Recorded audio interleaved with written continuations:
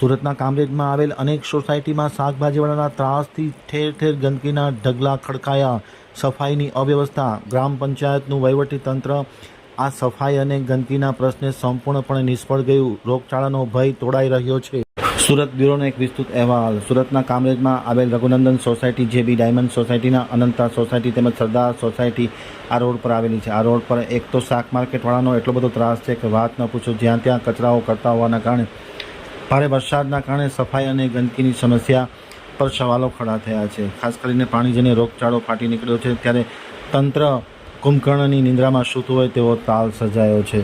ખાસ કરીને કામરેજ ગ્રામ પંચાયતની સંપૂર્ણપણે જવાબદારી છે, પરંતુ ગ્રામ પંચાયતનું વહીવટીતંત્ર સંપૂર્ણપણે પ્રાથમિક સુવિધા આપવામાં અને અગમચેતીના પગલાં લેવામાં સંપૂર્ણપણે નિષ્ફળ ગયું છે. ખાસ કરીને તલાટીઓને રહીશો દ્વારા પૂછતાછ કરવામાં આવતા તલાટી મંત્રી યોગ્ય જવાબ આપવાને બદલે ઉડાવ જવાબ આપતા હોવાનો તાલ સર્જાયો છે. ત્યારે રહીશો દ્વારા ખાસ કરીને સુરત કામરેજ આમતક બ્યુરોની ઓફિસ પર સમગ્ર ઘટનાની રજૂઆત કરવામાં આવી છે. રજૂઆત ખૂબ જ દુઃખદ છે.